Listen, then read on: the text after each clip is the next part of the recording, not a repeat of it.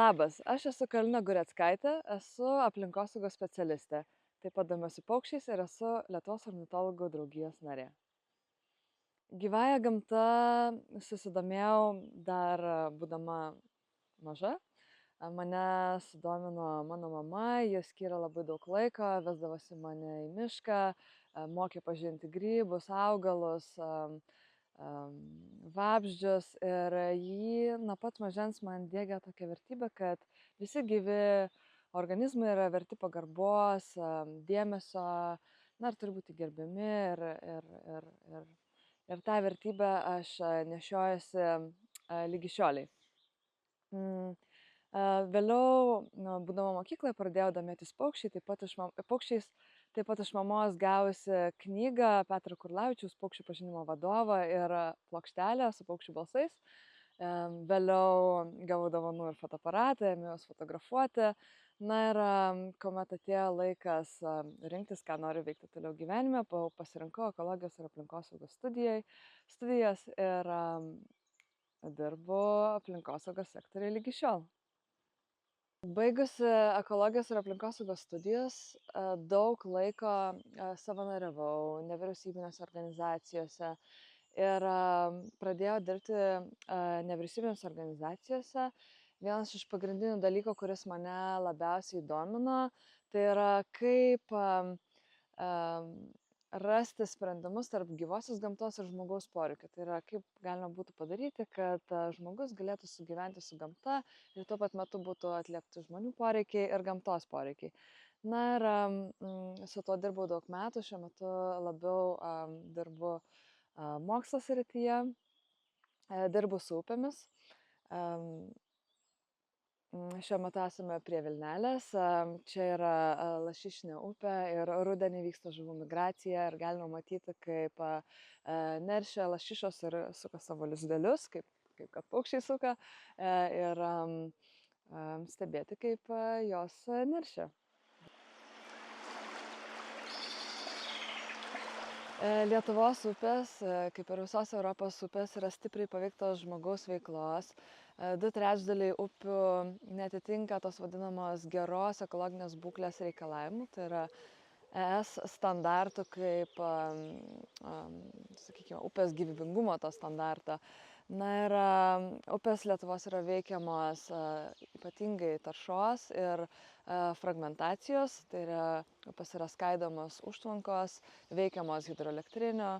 Na ir savo darbuose aš ieškau atsakymų į klausimus, kaip galėtume išsaugoti gamtą, kaip galėtume, kokių veiksmų galėtume imtis daugiau, kad grąžintume upėms gyvybę.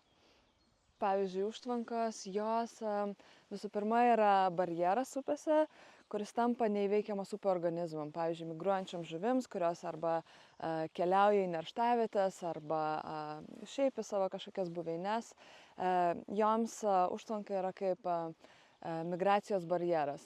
Taip pat, kai upės yra patvenkiamos, susiformuoja tvenkiniai, sunyksta ta natūrali upės buveinė, pasikeičia vandens įvairios savybės, kurios tampa nebetinkamos upių ekosistemoms ir upių ekosistemoms būdingoms rūšims, dėl to mes jas prarandam ir keičiasi ta biologinė įvairovė ir bendrai jinai mąžta ir nyksta. Manau, kad visuomenė labai stipriai keičiasi ir keičiasi jos poreikiai. Ir užtvankos, jos taip pat sensta ir nebeturi tokios dalis jų nebeturi didelės reikšmės tiek visuomeniai, tiek vietos bendruomeniai.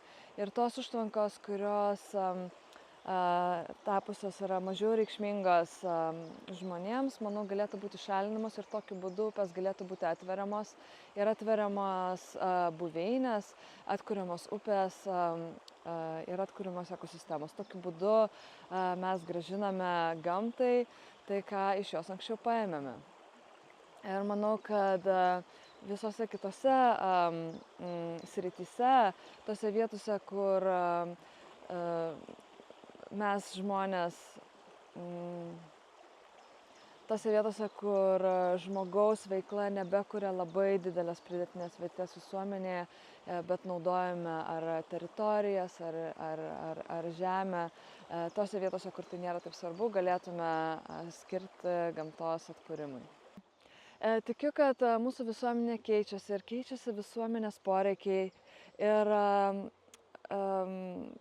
kad gamtinių išteklių vartojimas tampa vis mažiau svarbus. Ir manau, kad kaip visuomenė turėtume ieškoti tų teritorijų, kurias galėtume grąžinti gamtai ir leisti gamtai vykdyti savo natūralius procesus, tokiu būdu ją atkurdami. Aha, matau dančiasnapę patelę su 1, 2, 3, 4 dančiasnapiukais. Žiauriai geras, žiauriai faina.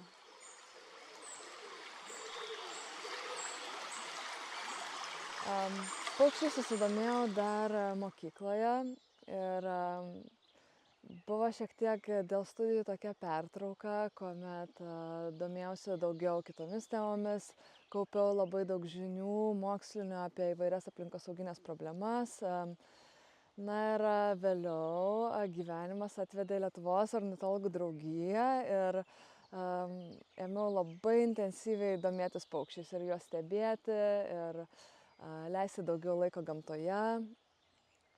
Man kaip žmogui yra labai svarbu kurti ryšį su gamta ir joje būti, ją stebėti. Tokiu būdu aš ją geriau suprantu, jaučiuosi kurianti kažką emociško su gamta. Na, bendrai manau, kad ryšio kūrimas su gamta yra labai svarbu. Bendrai mums kaip žmonėms, mes kaip žmonės tampame turtingesni ir gamta mus praturtina ir mes čia pailsime, nurimstame. Yra taip tokios vadinamos ekosistemų paslaugos. Labai daug kaip žmonės susitelkiame į tai, ką gamta mums duoda materialaus, bet manau, kad vos nereikšmingiausias dalykas, ką gamta mums duoda, tai yra ta kultūrinė vadinama ekosistemų paslauga. Jinai mus įkvepia, joje pailsime, pasikrauname jėgų. Tai va trumpai taip.